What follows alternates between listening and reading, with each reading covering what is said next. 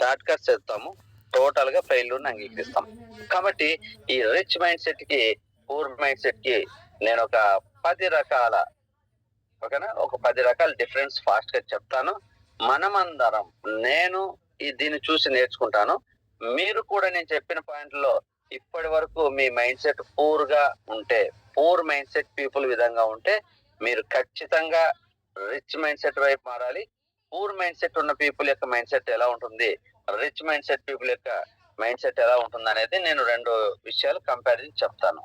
ఇందులో అందరూ పూర్ గా ఉండరు, అందరూ రిచ్ గా ఉండరు. ఓకేనా, ఒక 8 విషయాల్లో రిచ్ మైండ్ సెట్ ఉన్న 1-2 విషయాల్లో మన పూర్ మైండ్ సెట్ ఉంటుంది. ఆ పూర్ మైండ్ సెట్ వల్ల మనము మన సక్సెస్ ని కష్టపడతాం కానీ మన రిజల్ట్ తీసుకోం. ఏ బిజినెస్ లో అయినా, ఎడ్యుకేషన్ లైఫ్ కానీ, ప్రొఫెషనల్ లైఫ్ కానీ, పర్సనల్ లైఫ్ కానీ ఎప్పుడు మనము ఇబ్బందులు పడుతుంటాం. కష్టపడతాము, ఫలితం తీసుకునే దగ్గర మిస్ అవుతూ ఉంటాం. అంటే చేతి దాకా తెచ్చుకుంటాం, కష్టపడి మనం తినేది చేతి దాకా తెచ్చుకుంటాం. నోటి దగ్గరికి వెళ్ళేటప్పుడు దాన్ని ఆ 2 మిస్టేక్లో పడేసుకొని ఉపవాసం ఉంటాం, అంతకంటే ఏం లేదు.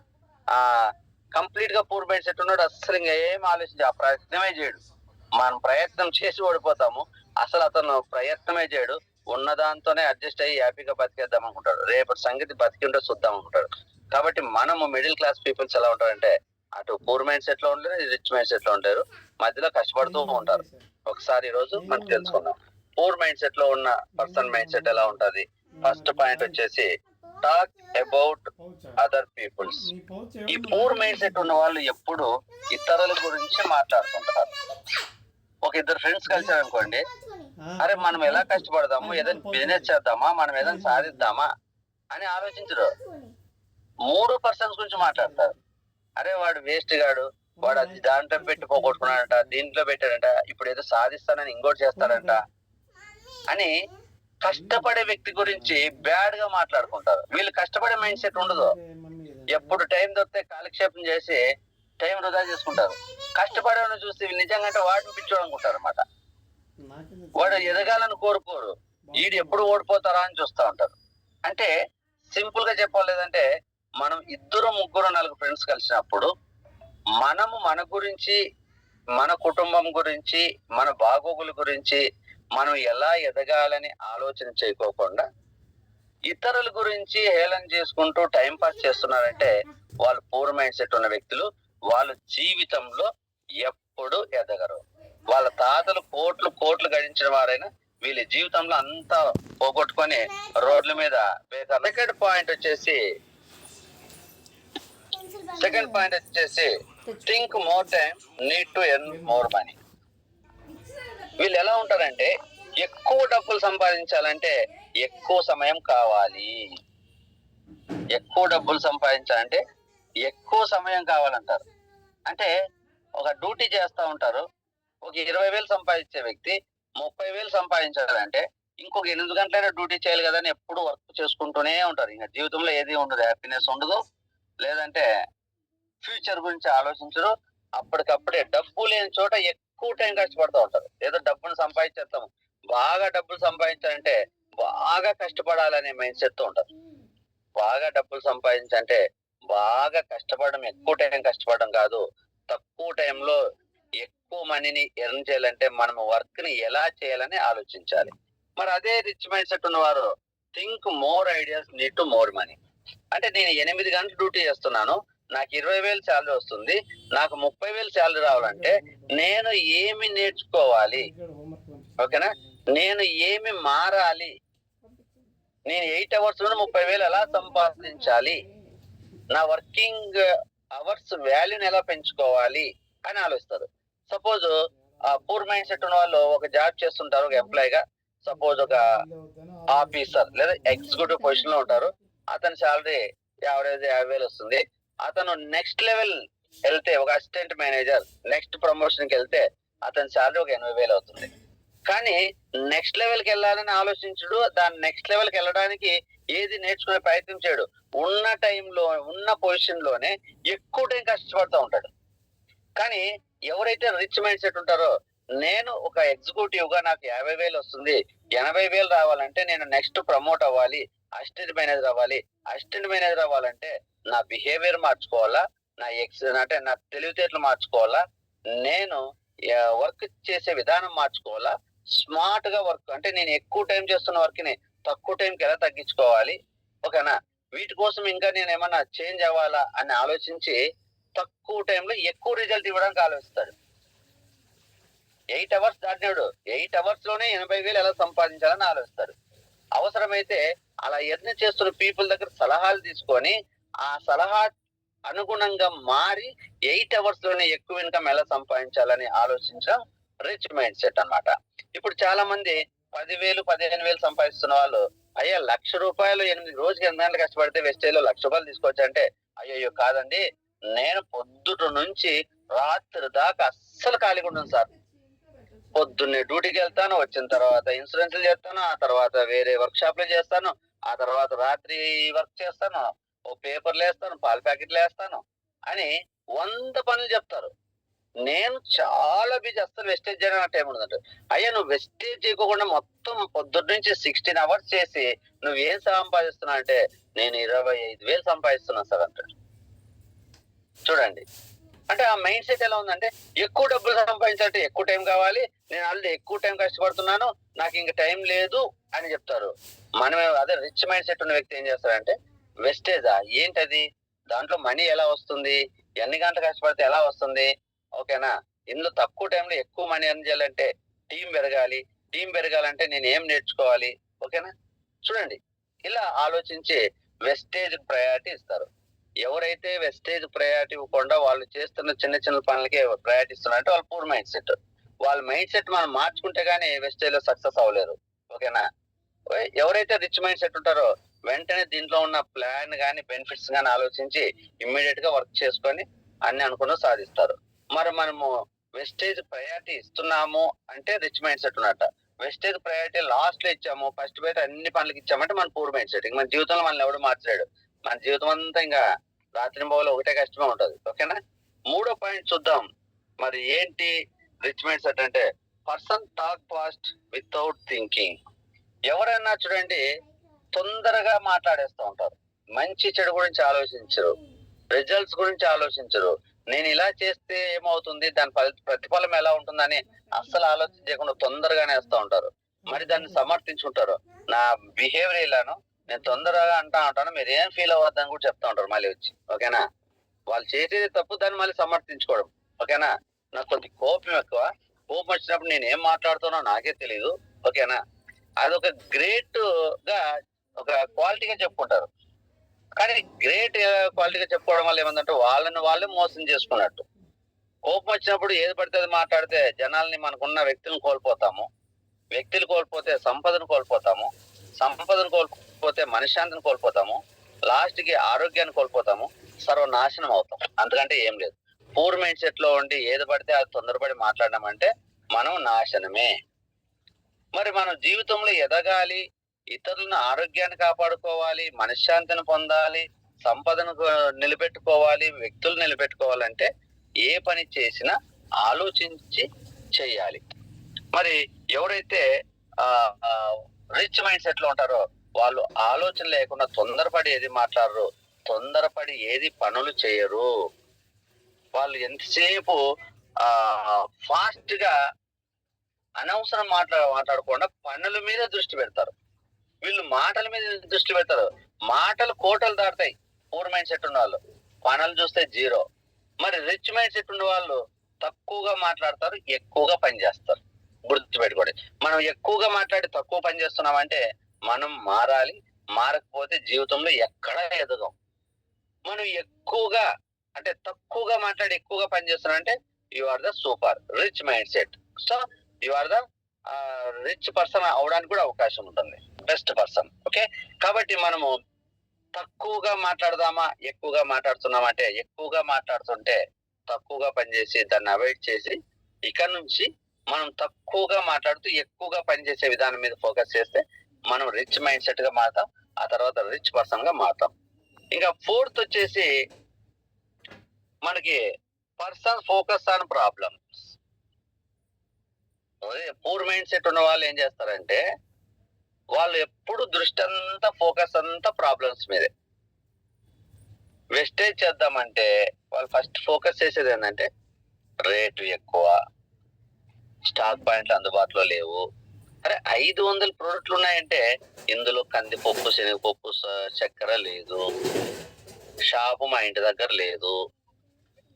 ఫోన్ చేస్తే వాళ్ళ షాప్‌లోకి వెళ్తే వాళ్ళు రెస్పెక్ట్ ఇవ్వట్లేదు. అక్కడ క్యూలో నిలబడాలి. ఓకేనా? మేము వెళ్ళినప్పుడు సరుకులు ఉండవు. మా ఇంటి దగ్గర ఉన్న షాప్‌లో సరుకులు ఉండవు. పక్క షాప్‌లో దూరంగా ఉన్న షాప్‌లో ఉంటాయి హెడ్ ఆఫీస్‌లో. హైదరాబాద్‌లో మేము చింతల్లో ఉన్నాము. మాకు దగ్గరలో ఉన్న షాపులు 2 షాపులో ప్రోడక్ట్ లేకపోయినా దూరంగా ఉన్న షాప్ కొద్దిగా 6, 7 కిలోమీటర్లు వెళ్తే సికింద్రాబాద్ హెడ్ ఆఫీస్ ఉంది. అక్కడ అన్నీ ఉంటాయి. కానీ అక్కడ వెళ్ళరు. ఎంతసేపు ప్రాబ్లమ్స్ మీద ఆలోచిస్తాం. ప్రాబ్లమ్స్. నాకు మాట్లాడడం రాదు. నాకు చెప్పడం రాదు. నాకు ఫ్రెండ్స్ లేరు. ఎక్కువ నాకు సర్కిల్ లేదు. నాకు టైం ఉండదు. అంటే వీళ్ళు ఎంతసేపు కారణాలు చెప్తారు. ప్రాబ్లమ్స్ చెప్తా ఉంటారు. ప్రాబ్లమ్స్ చెప్పేవాళ్ళు ఎప్పుడు పూర్ మైండ్ సెట్టే. మనము టీమ్ లో కూడా ఎవరైనా ప్రాబ్లమ్స్ చెప్తా ఉంటే వాళ్ళు పూర్ మైండ్ సెట్, వాళ్ళకి క్లాస్ వినిపించి ఇమ్మీడియట్ గా వాళ్ళు రిచ్ మైండ్ సెట్ గా మార్చుకోకపోతే వాళ్ళు జీవితాంతం అలా ఉండి మనల్ని కూడా అలానే ఉంచేస్తారు. మనల్ని కూడా ముందుకెళ్ళినెవరు. వాళ్ళు వదలరు, వాళ్ళు ముందుకు రారు, మళ్ళీ ముందుకు పోనివ్వరు. కాబట్టి మనం ఏం చేయాలంటే ఆ పూర్ మైండ్ సెట్ ఉన్న వాళ్ళకి ఇమ్మీడియట్ గా మనం రిచ్ మైండ్ సెట్ గా మార్చాలి. మరి రిచ్ మైండ్ సెట్ ఉన్న వాళ్ళు ఏం చేస్తారంటే ఫోకస్ ఆన్ సొల్యూషన్స్, రిజల్ట్స్.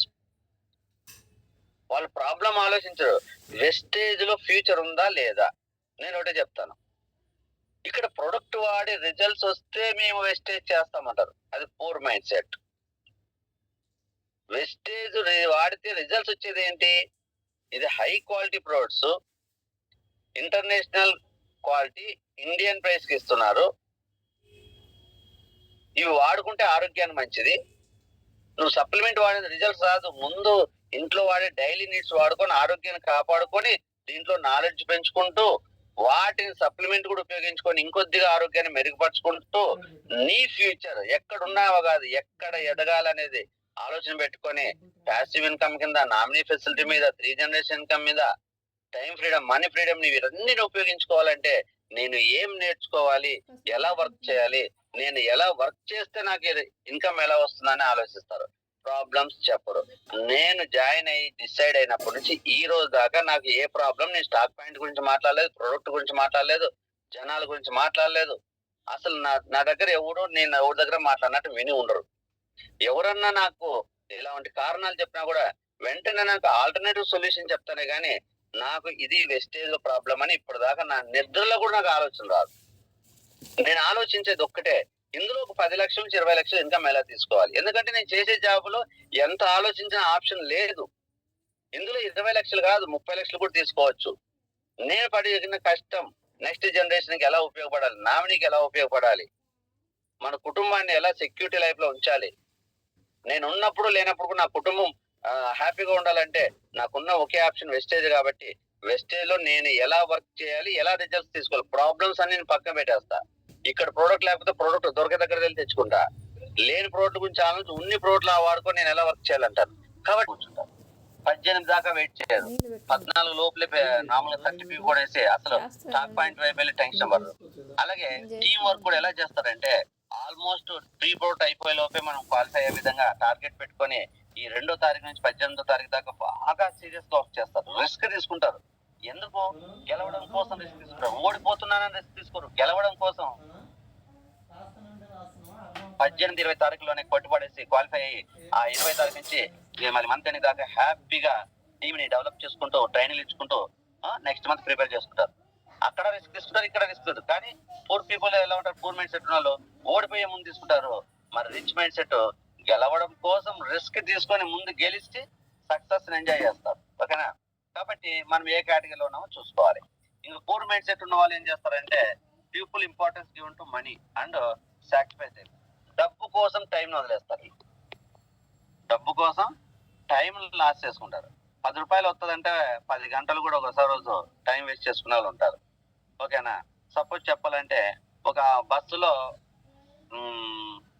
ఎలా అంటే 10 రూపాయలు మిగిలించుకోవడం కోసం ఎక్స్ప్రెస్ బస్ కాకుండా ఆర్డినరీ బస్ ఎక్కేసి జర్నీ చేస్తూ ఆ టైం ని వేస్ట్ చేసుకొని ఆ అన్కంఫర్ట్ గా ఉండి ఆ బస్సులో ఆ రూట్ లో నడుము నొప్పులు తెచ్చి కాళ్ళ నొప్పులు తీసుకొచ్చి 10 రూపాయలు మిగిలిద్దామని తీసుకెళ్లి 500 నుంచి 1000 రూపాయలు హాస్పిటల్ ఖర్చు పెడతారు. ఓకేనా? అదే రిచ్ మైండ్ సెట్ ఉన్న వ్యక్తి ఏంటంటే కంఫర్ట్నెస్ చూసుకుంటాడు. డబ్బు పైన పర్వాలేదు, ఆరోగ్యం కావాలి, ముఖ్యంగా టైం సేవ్ అవ్వాలి, అవసరమైతే ఇంకో గంటలో నేను ఏదైనా నేర్చుకుని ఫ్యూచర్ లో 8 గంటల బదులు 12 గంటలు కష్టపడకూడదు, 8 గంటలు కష్టపడదు 6 గంటలను కష్టపడి ఎక్కువ ఇన్కమ్ తీసుకోవాలని చెప్పి టయానికి ఎక్కువ ప్రయారిటీ ఇస్తారు.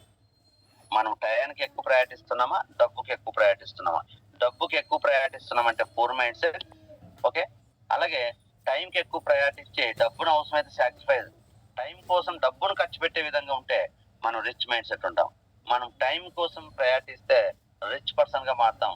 డబ్బుకు ప్రయారిటీ ఇస్తే జీవితాంతం డబ్బున్న పేదవాడు కనపడతాం. గుర్తుపెట్టుకోండి, బాగా చూసుకోండి. బాగా డబ్బున్న వ్యక్తి ఖర్చు పెట్టడు, పేదవాడుగా బతాడు. పిచ్చినారి అంటారు. డబ్బు పిచ్చి, డబ్బు కోసం ఏదైనా వదిలేస్తాడు.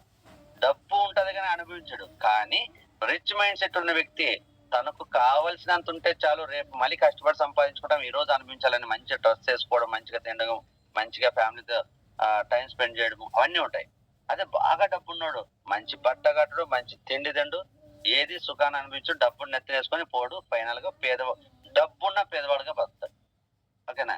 కాబట్టి ఇక్కడ మనం రిచ్ మైండ్ సెట్ గా ఉన్నామా, పూర్ మైండ్ సెట్ గా ఉండాలి. పూర్ మైండ్ సెట్ గా ఉంటే కంపల్సరీ మారాలి.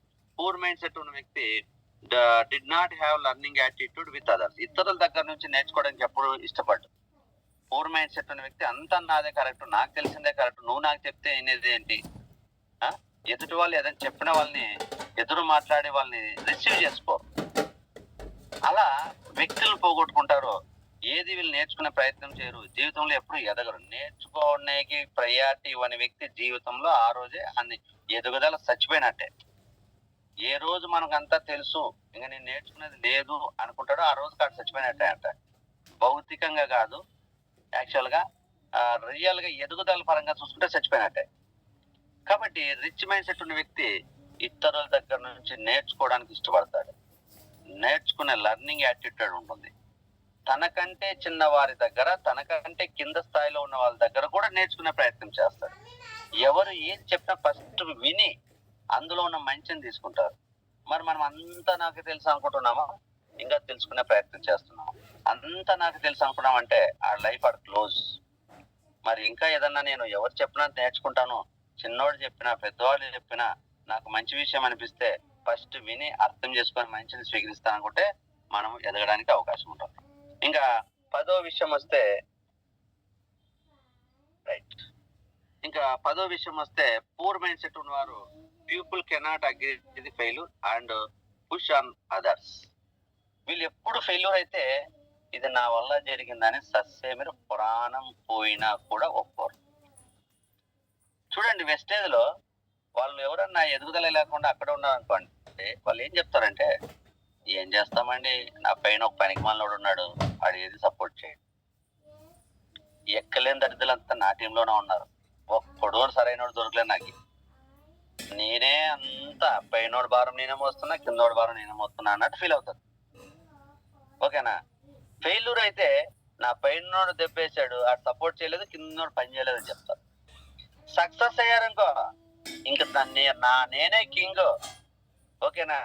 ఈ సక్సెస్ అంతా నాదే, నా టీంని నేను అలా నడిపించా, ఇలా నడిపించా, నేను చెప్పిన క్లాస్ తో టాప్ రైస్ పోయింది, నా అప్లైనర్ కూడా క్వాలిఫై అవ్వడం నేనే సపోర్ట్ చేశానని చెప్తారు. అప్లైనర్ గెలుపుకున్నదే అనుకుంటారు. ఓకేనా?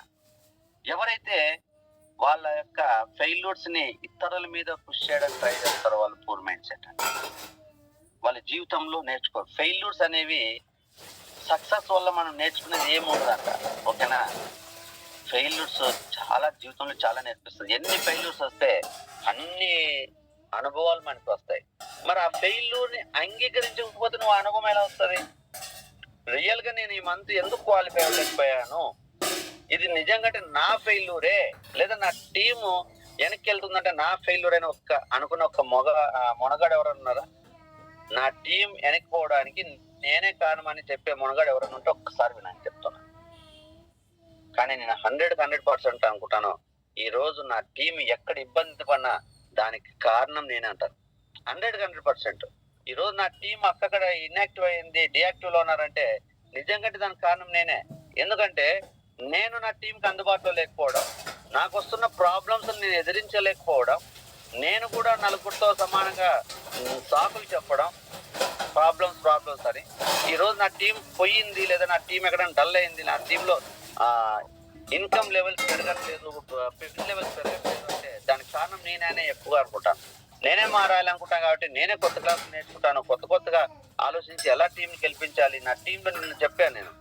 ఈ రోజు జాయిన్ అయిన వ్యక్తి కూడా నన్ను నమ్మాడంటే ఆయన గెలిపించే బాధ్యత నాదే అని కూడా తెగేసి చెప్పాను. ఏ ఒక్క లీడర్ చెప్తారో ఒకసారి ఆలోచించండి. మరి ఈ రోజు జాయిన్ అయిన 10,000 మంది కింద జాయిన్ అయిన వ్యక్తిని కూడా నేను గెలిపించడానికి కోసమే ఈ రోజు జూమ్ మీటింగ్ అయితే నాకు గెలిపించడానికి అదే వెపన్. అది కాకుండా నేను ప్రతి వ్యక్తి దగ్గర 10,000 మంది దగ్గరికి వెళ్ళి మాట్లాడి వాళ్ళకి నేర్పించి ముందు నడిపించి జరగదు. కాబట్టి నేను నా వల్ల కాదు, నాకు సంబంధం లేదు, ఆడెవడో ఉన్నవాడు నాకు సంబంధం, నాకు 6 మంది వాళ్ళకి 6 మంది నాకు సంబంధం అని చెప్పేవాళ్ళు చాలా మంది ఉన్నారు. నీ అప్లైని పిలుచుకొని క్లాస్ చెప్పుకుంటారు, ఓకేనా? కానీ నా మాట మాట్లాడలే. నా టీంలో ఉన్న ప్రతి ఒక్కరిని గెలిపించవలసిన బాధ్యత నాదే. అలా గెలిపించే విధంగా నేను మారాలి, అలా విధంగా నేను సిస్టమ్ క్రియేట్ చేయాలి. అవసరమైతే నా నోటి మాటనే ఫోన్ ద్వారానే నేను వాళ్ళని నడిపించే స్థాయిలో ఉండాలి. ఆ స్థాయిలో లేకపోతే నిజంగా నా సిస్టమ్ ఫెయిల్ నేనే అని కూడా నేను ఒప్పుకుంటాను. 100% ఒప్పుకుంటాను. అది రిచ్ మైండ్ సెట్ అంతే. ఈ రోజు నేను ఒప్పుకున్నాను, నేర్చుకుంటాను. నేను ఒప్పుకున్నాను కాబట్టి ఇంకా ఇంకా ఇంకా మొన్న చెప్పాను, మీటింగ్ నడపలేక మెసేజ్ పెట్టానంటే నాది తప్పన్నాను. నేనే 2 బ్యాలెన్స్ చేయలేకపోతున్నాను. ఇక్కడ జూమ్ మీటింగ్ నడిపినప్పుడు లైవ్ మీటింగ్ చేయలేకపోయాను ప్రాబ్లమ్స్ వల్ల. ఈవెన్ లైవ్ మీటింగ్ లో ఉన్నప్పుడు కూడా నేను జూమ్ నడపలేకపోయాను. కాబట్టి నేనే దానికి నాదే ఇంకా నేను మారాలి, ఇంకా డెవలప్ అవ్వాలి, నేను 2 మీటింగ్లు నడిపించే విధంగా మారాలి అని నేను నా పెళ్ళి నొప్పుకొని నిన్న మరి క్లాస్ తీసుకొని ఈ రోజు క్లాస్ తీసుకొని నేను దానికోసం ప్రయత్నం చేస్తున్నాను. కాబట్టి నేను ఎదగడానికి నాకు అది ఒక మెట్టు. ప్రతి ఫెయిల్యూర్ని నేను అంగీకరిస్తే అది ఒక మెట్టుగా నాకు మారుతుంది. ప్రతి ఫెయిల్యూర్ని ఎదుటి వాళ్ళ మీద తోసేస్తే నా కింద ఒక్క సరైన లేదు. ఎన్ని క్లాసులు చెప్పినా ఎవడు డూప్లికేషన్ చేయట్లేదు, వాడు వేస్ట్ వీడు వేస్ట్ అంటే నేను ఫస్ట్ వేస్ట్ కానీ నేను అక్కడే ఉంటాను. ఎందుకంటే ఆ ఫెయిల్యూర్ని పక్కోడికి ఇస్తున్నా కదా, పక్కోడిగా మెట్లుగా ఉపయోగపడతాయి.